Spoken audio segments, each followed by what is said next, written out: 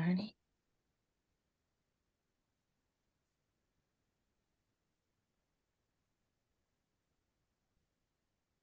So people give it a couple minutes for people to hop in. Is there some people on there yet? Yeah, we're actually live. So yes, y'all, please hop in, drop into the chat where you are tuning in from, what you're most excited about. If you are new to the Melanin Minds stratosphere universe, welcome.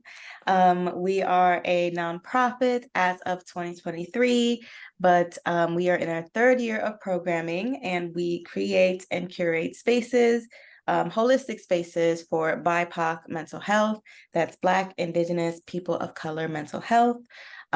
We host an annual conference every year out of Houston. Started virtual. We are now in our third year of the conference, and we have gone up to 3 full days of programming. We just took over the Big Brothers Big Sisters of Greater Houston for our conference. And we are about to launch our second annual fall road trip, where we visit LA, Chicago, and we have added Austin to the list, creating more spaces for, again, BIPOC mental health. This year, our theme is entrepreneurial relationships. So the co-founder, the dynamic duos, the powers of, the CEO, the CFO, and building that entrepreneur network.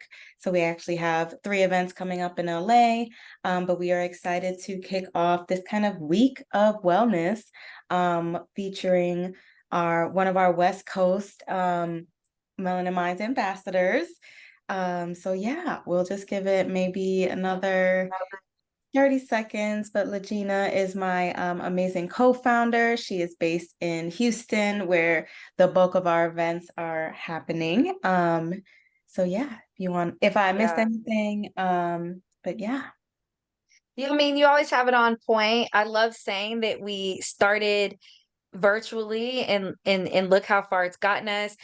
Mitzy, I'm so excited to be doing this with you because we always work with our Houston ambassadors, and I'm like, yes, we get to reach out to our other ambassadors, because people always ask us like how we get to other cities, how we're supported in other cities, and you're like one of the roots of that, right? Like we're like, hey, we're showing up. You're like, what are we doing? How are we doing it? How can I help? So we appreciate you, and I'm excited to be highlighting what you know, because I think that boundaries is one of those effective conversations that people always talk about, and they're like, hashtag boundaries, we need to create boundaries.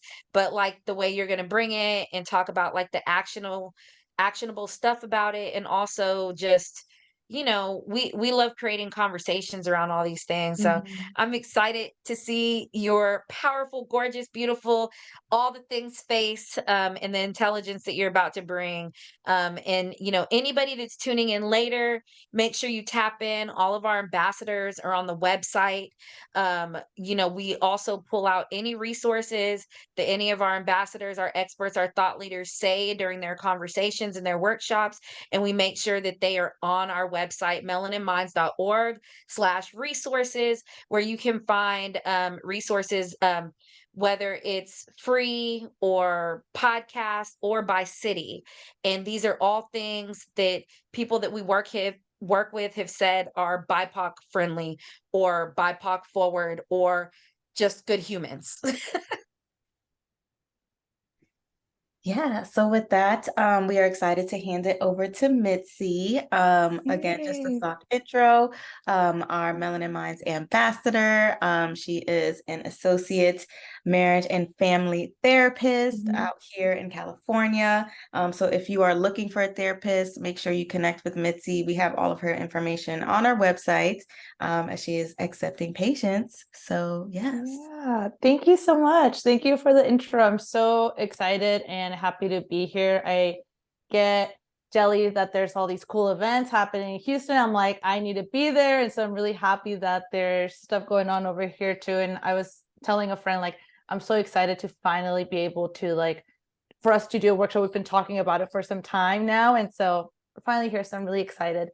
I did want to notice I am not able to see the other people, look, the audience that are joining us. Is that on purpose? Like, is there a way to like adjust that, or On the something like bottom, that? are you able to see? It might be because you're sharing your screen, but if you're able on the bottom of the Zoom panel to see and hover that little bottom bar, it'll list the participants. So we do have some folks in here in the audience. So Awesome. and, Okay. also for the people who are tuned in, if you hover that same way in the bottom, you should be able to see the chat as well as the Q&A. So at any point, drop in your questions and we will be able to get to them and keep this interactive. Perfect. Okay, so let's get started. So welcome to your workshop on unapologetic boundaries. As Mel and Gina mentioned, my name is Mitzy Ruelas. I'm an associate marriage and family therapist working here out of California, and I use she, her, hers pronouns. And so for today, let me change this real quick. Here's a little synapse of what we'll be chatting about today. We'll be working on defining boundaries. I think that there's a lot of conversation of what they actually are. And so because of our definitions that we may have, we may be even more resistant to setting boundaries. So we'll be talking a little bit about that. We'll be talking about the challenges in setting boundaries and why it brings up so many difficult, uncomfortable feelings when we consider setting boundaries. There's also going to be a reflective activity. So if y'all have like a notebook or a journal nearby, there may be some questions that I invite you to lean into curiosity to explore, to see kind of where some of those emotions may be coming from and discomfort around setting boundaries. We're also going to be talking about some examples of boundaries, locating your boundaries, right? It's really difficult to set a boundary where you're not really sure where you need or want to set that boundary. So we'll be talking about that. Practicing of what it would look like to set a boundary and more like action steps. And then one of the things that I really wanted to amplify for this workshop is the self-care that goes into before setting a boundary and after setting a boundary. When I see workshops or trainings around setting boundaries, it focuses on communication of the actual action of setting boundaries, which is extremely helpful. But I don't know about you, but before I set a boundary, the boundary setting process starts way before you start engaging with somebody. And so we're going to talk a little bit about that as well. And then at the end, we'll have some Q&A. And Mitzi, we know you can't see, so anything in the chat that we feel like is useful, we'll just tap in and Cool. bring it to you. Is that cool, or you want us to wait till the end? No, that works perfect for me. Got you. Thank you. So defining boundaries real quick. First, I want to talk about what boundaries are not, and then we'll talk a little bit about what they are. So I think there's oftentimes a misconception that boundaries are ultimatums or threats, and they're not. Boundaries are also not a cause of conflict or distancing or harming a relationship. Usually it's the way that others react to our boundaries that may cause conflict and distance in relationships. The boundaries in themselves are nourish relationships. I would also say that boundaries are not ultimatums or threats because boundaries, they foster respect of choice and autonomy. So boundaries are essentially bridges that give other people access to you. So people can either choose to cross that bridge or they can choose not to, right? So these are almost like conditions for people to have access to you. At the same time, there's also boundaries that are more interpersonal. So boundaries for yourself. And these are boundaries that help you stay connected to yourself. So we're going to talk about how boundaries nourish relationships rather than strain relationships, which I think is part of the misconception.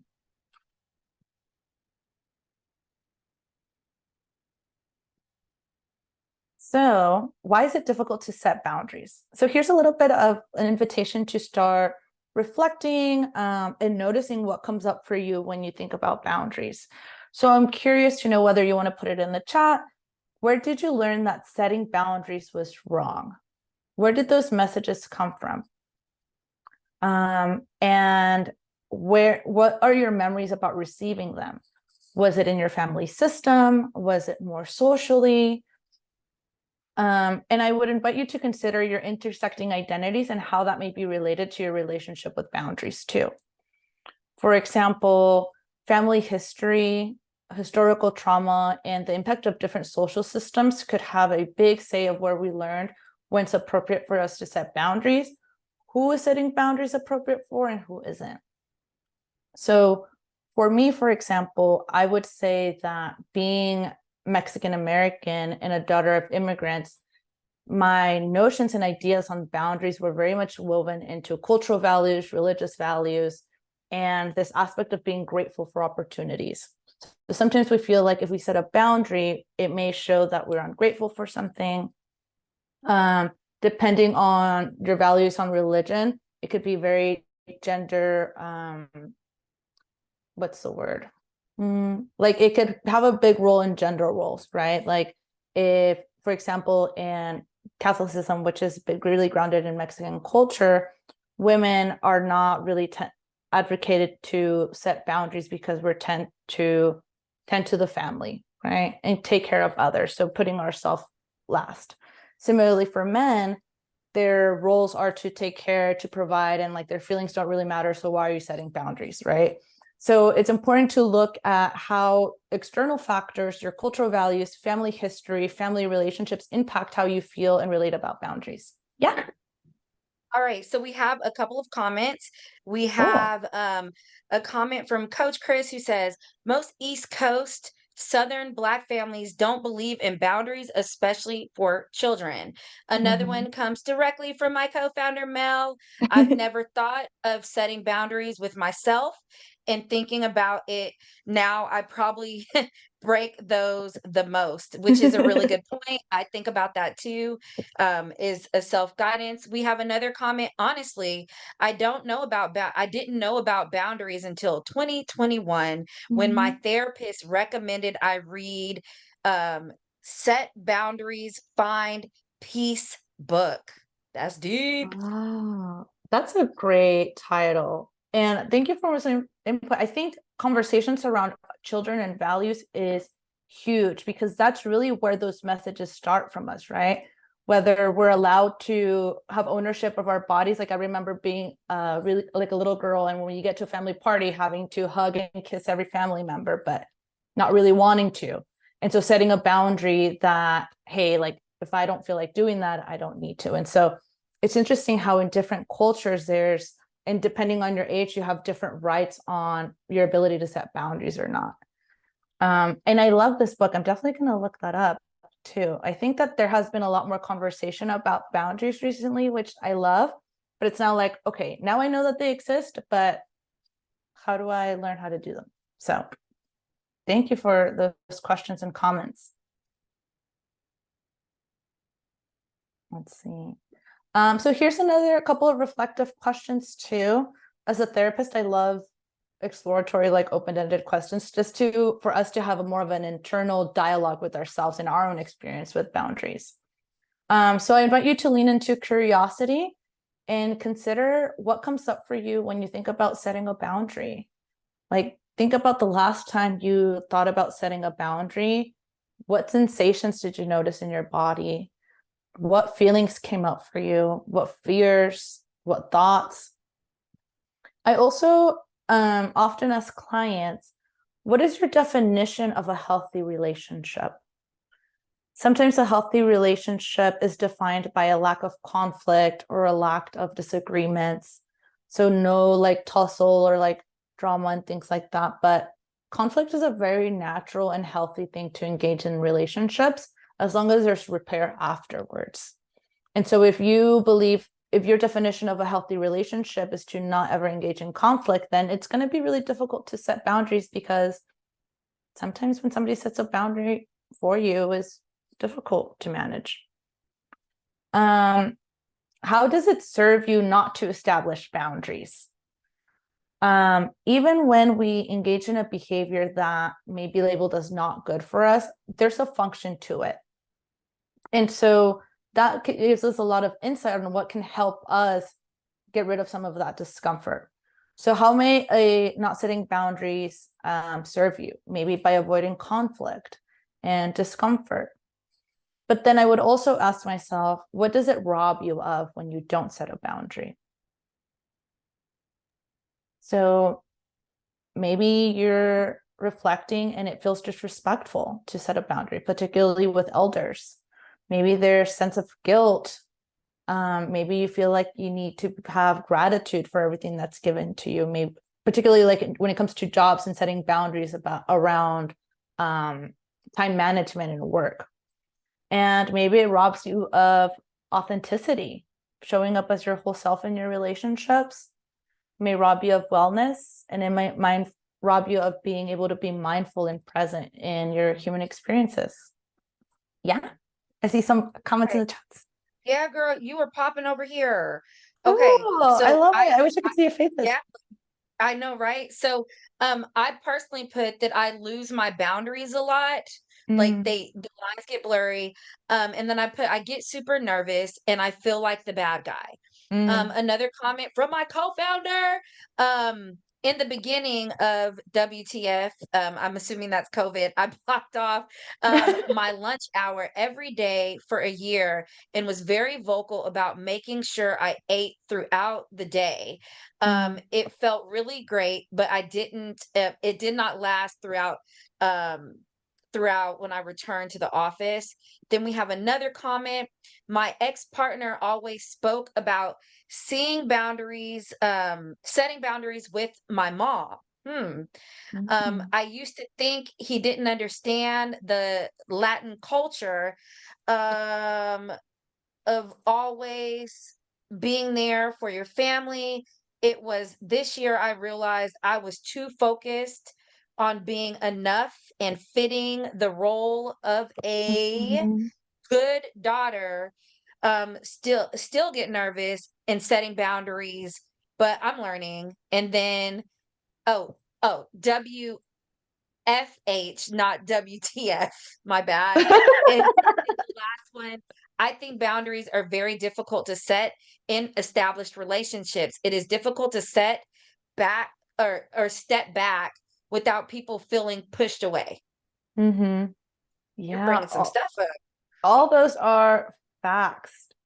I often talk to clients about changing patterns in relationships as a practice, particularly setting boundaries. It's not going to come out perfect the first time, but you're practicing something new. You're changing the way that your family dynamics, for example, I totally relate to being a daughter of a Mexican mom. Like, it's hard, but it enriches your relationship once you figure out how to respect those boundaries. And so setting boundaries and maintaining boundaries is not easy work. And either is not having them, right? They both take a toll in a different way, but one nourishes you differently later too. I love all these comments. Cool. I think that those were all for that. But yeah, establishing boundaries in a relationship that's already set is difficult. And I think that's why I discuss choice and autonomy, particularly in settled relationships. Once you start setting boundaries and that partner or friend or whatnot may not respect those boundaries, that has say on how they want to show up for you or how they benefited from your lack of boundaries. So that's another thing to consider.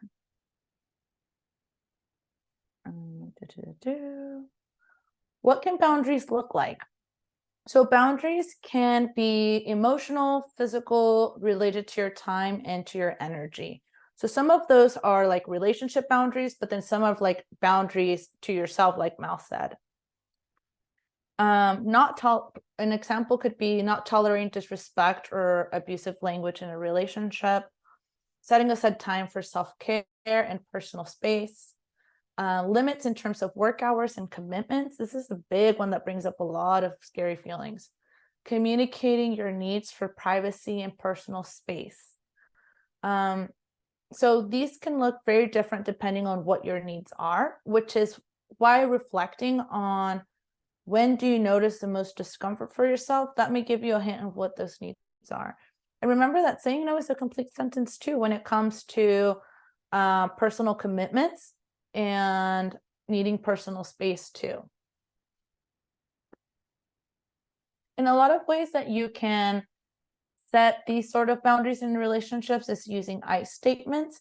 And being that the holidays are coming up, which require some boundary setting, I have a little example that maybe y'all can take some ideas in case these would be helpful.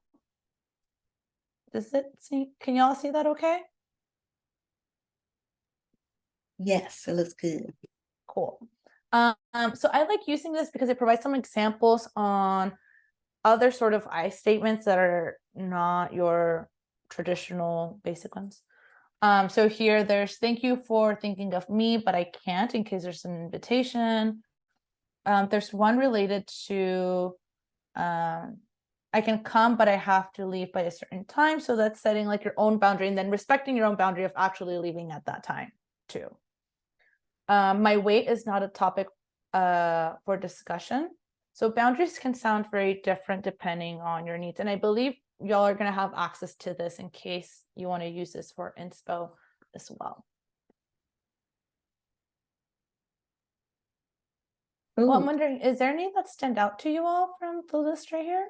Yeah, I was gonna say, thank you for thinking of me is a really, I like that one because it does like convey gratitude for like, thanks for the invite, but in, in the same vein of thinking of me, I'm not able to make it. So that's a really good one.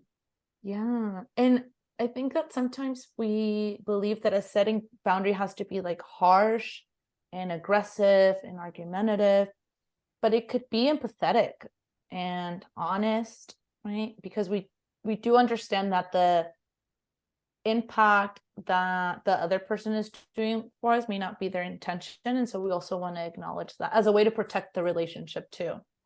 Mhm. So where do you need a boundary? Unfortunately, I can't tell you. You're gonna need to like explore and discover that on your own and with support. But notice what you notice. Your body will communicate with you a lot more than you may imagine. And if you sit with it right now, you can probably like pinpoint a couple of times where your body was trying to communicate with you that you need a boundary there. So what are the moments or the situations in which you feel comfortable and what makes you uncomfortable? So as I mentioned before, to reflect on your own needs, your values, your limits. And a way to practice some of that is really going inside your body and checking in. So being mindful of whether your body feels tense, like your shoulders like this when you're around certain people, or where you have worked like your 10th hour of work. Do you create distance between you and some other thing?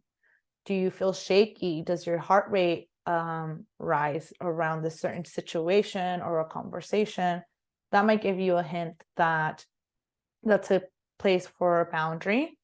And when it comes with feelings, you may a good like I guess flags or things to consider is when you feel the most irritable, when you feel really exhausted.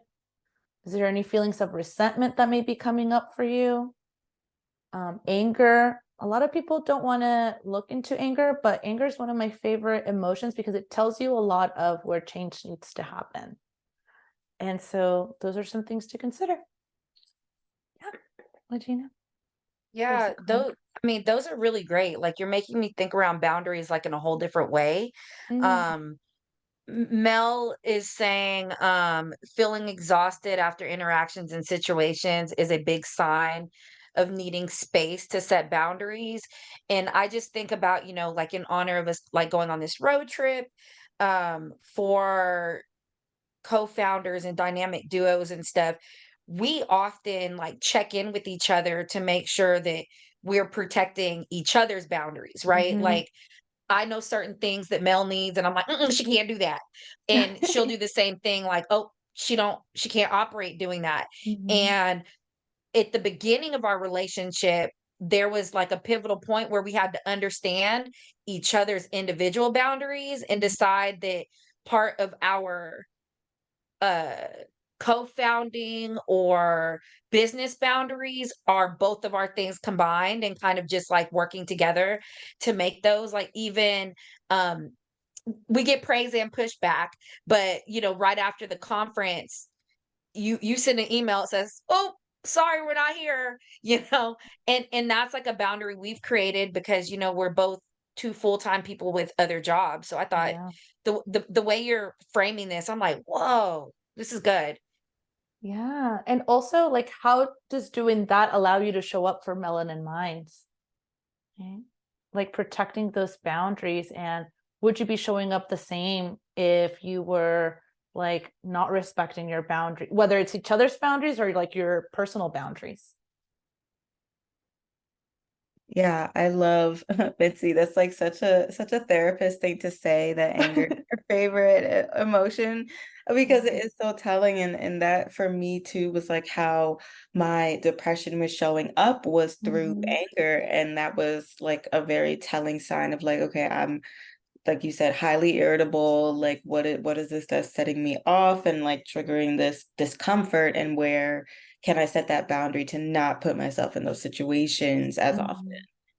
Yeah, totally. I'm a huge advocate of communicating anger while not becoming anger, right? Like that's different. And if you think about it, I think I made like a post about this. Without anger, a lot of social change, positive social change wouldn't happen. And so anger is very telling of what we need, of expressing our needs. Was that? Yeah, cool. How to set a boundary. So you want to engage in self-care for preparation and be patient with yourself. So I'm a big fan of writing down what I want to say or what my point is and practicing it, and then making like a couple of different drafts. Imagine like what they were going to say to me and then being like, nah, because then they can take it this way. So let me rewrite that real quick. And so preparing could be really helpful. Self-care could also be going on a walk and practicing. You want to also check in with yourself to make sure whether you're feeling activated or you're at best baseline, which is kind of when you're feeling like your most self. And you also want to assess for safety. Assessing for safety when setting a boundary in a relationship is very important. We always want to assess for safety first. And the reason why self-care before setting a boundary is important and checking in with yourself is because setting a boundary is going to be a lot more difficult if you're activated versus being at baseline. So I would encourage people to set a boundary maybe like after an incident happens that where you notice that you need a boundary. Maybe you could revisit it once like the emotions are a little bit more stable. That way you're not at your fight, flight, or freeze mode, and you're able to have a dialogue with that person if it is a interpersonal boundary. Communicate assertively, be clear, respectful, and assertive. That could be using I statements, expressing your root feeling of why that boundary is important to you. Engaging in dialogue if it's productive and safe. So when you set a boundary with somebody, they may have a response to give you after that, or they may react. And if you have the capacity and if you feel safe, then it's okay for you to help the person you're in a relationship with to understand why that boundary is important and why you want to use it to protect your relationship. And then I'll just go through the quick slide really quick. Also, it's important to be consistent. So the people know you mean business, and so you also know you mean business when you're setting a boundary. So you may need to revisit those conversations as well, and set consequences for those boundaries. That's really difficult. But also remember that people crossing your boundaries isn't a reflection of your ability to set a boundary. And remember that you're not responsible for someone else's thoughts and feelings related to your boundaries as well. When consequences are set, they should be proportionate to the boundary and communicated in advance, providing a choice for the person you're setting a boundary with. I see there was something in the chat as well. Gina? Oh, sorry. Yeah, mine was a question slash comment, because I hear you saying that, like, when you're angry isn't the best time to set boundaries. Mhm. But let's say you're having conflict with somebody and you're angry. Is there an ability to set like a, I don't know how to say it, like a sub boundary, or like create space so that you can create space to step back? Like, how Mhm. does that work? Because sometimes when I am frustrated or angry or upset with somebody, like, I know that personally it's not a good time to make a decision, but I also need to find a way not to make a decision. Does that make sense? Yeah, totally. Distance is so as we mentioned, boundaries can look very differently, right? And so if in a heated argument or conflict, your boundary then may be a boundary with yourself of not continuing to engage in the conflict and separating yourself, right? Because when emotions are high and you're in your fight, flight, or freeze, it's going to be very difficult for you to set a boundary with the person you're arguing with and for them to respect it, because they're also activated. So in pure conflict or like an argument, the best thing to do is to try to self-soothe so you can step away or have a pause button, right? Or I don't have the capacity to engage in this conflict right now, so I'm gonna step away. Or let's say they start yelling at you or cussing, right? I want to fix this and work on this. But if you choose to yell at me and to call me names, then you're choosing to not engage in this conversation with me and I have to step away. But if you choose to speak to me at a respectful tone and not use name, then I'm happy to engage in this conversation with you. And mind you, it's a lot easier said than done too. That's why it's a practice. Yeah. So we have a question coming in and it says, uh, I mean, I guess it's a sub question of kind of what I asked, but do you have recommendations for methods on conveying boundaries? And I guess example would be, is it better over the phone, written, in person?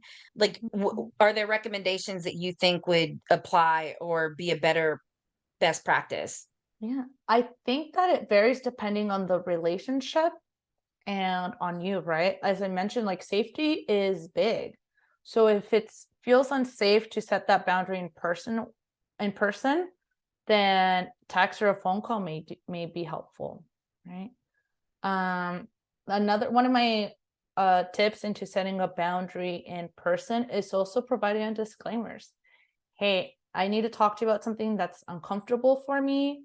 I'm not really used to doing this. This is something new that I'm practicing, but it's important. And so I really want to share this with you. I think like phone calls or text, if it feels, there could be a lot of miscommunication via like text.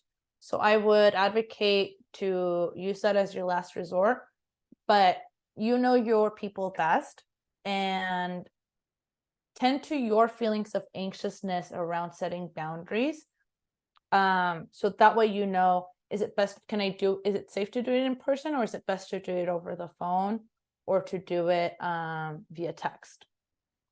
I hope that answers the question a little bit. I think there isn't really like because all relationships are different. But the more that you practice, the more that you'll learn what works for you and what works for that specific relationship too. And you can Yeah, I feel also like that invite that answered it. person. Yeah, you can also invite that person to practice this new thing with you too. Right? I'm sure they have boundaries that maybe they feel difficult setting with you too.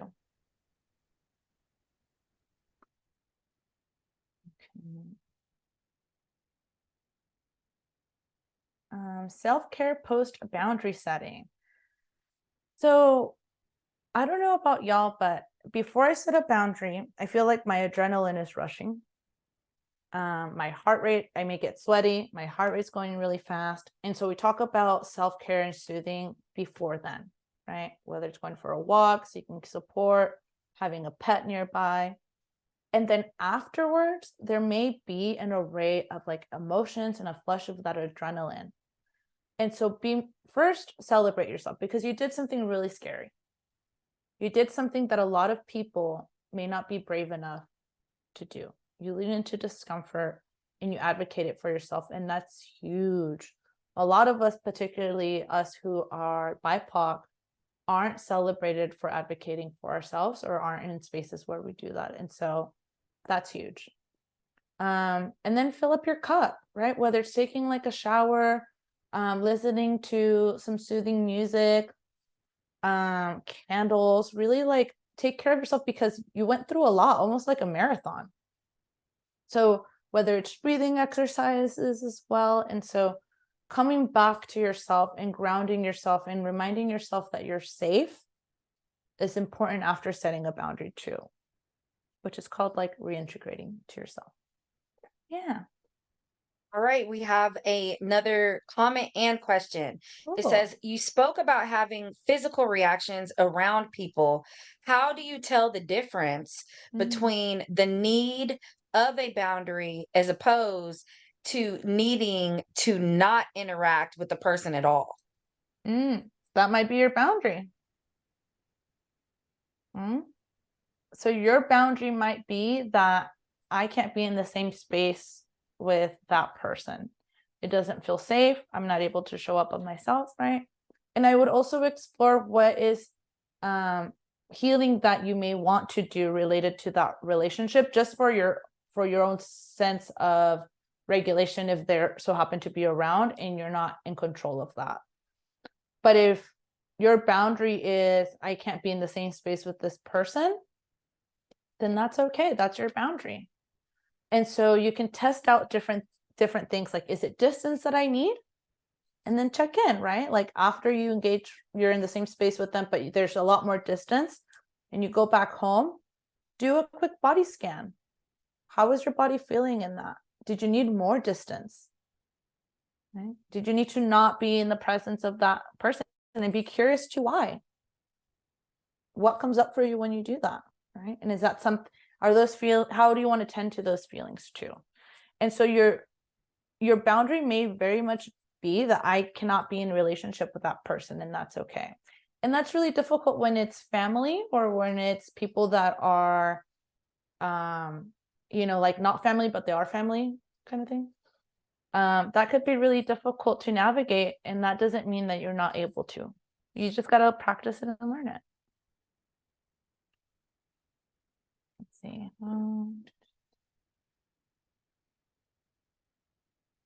Yeah.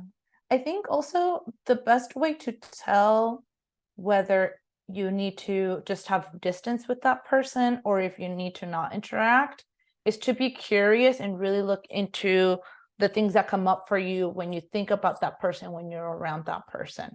Like start getting to know your own process more. Let's see, Mel, I had to do a lot of healing around not feeling shame around my most comfortable boundary being nope, you can't be around this person at all. Done deal. Yeah. We don't gotta be with everybody. That's okay.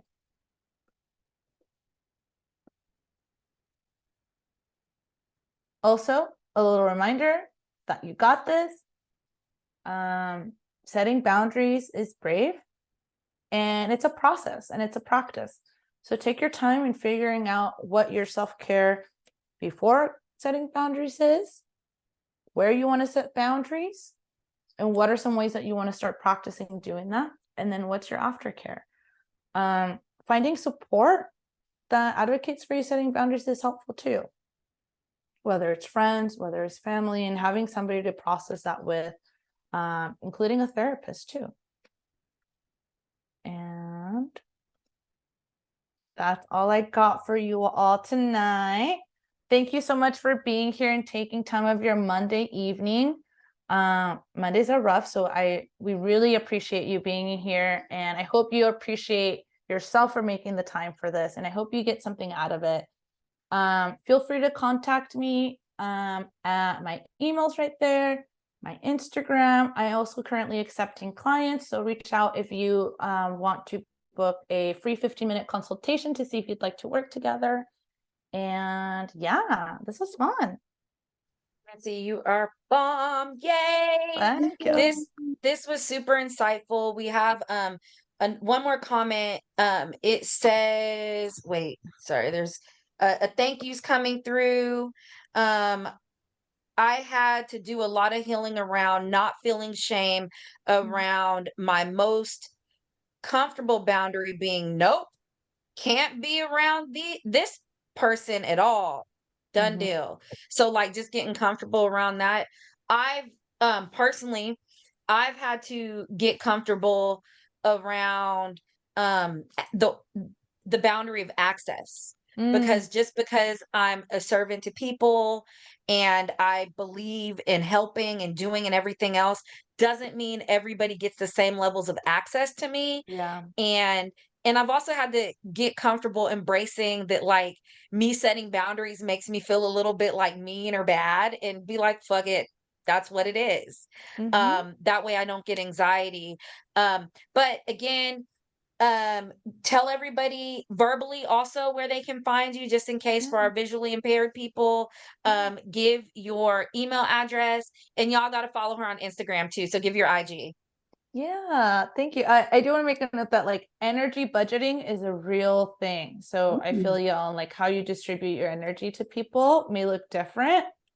Yeah. And I think like for me, the boundary that's helped me the most is not feeling responsible for how other people react to my boundary, especially if I feel pretty grounded in it. But that's difficult. Yes. So you can follow me on Instagram at therapy with Mitzy. And my email is therapywithmitzy@gmail.com. I also have a website that's pretty cute, and that's www.therapywithmitzy.com.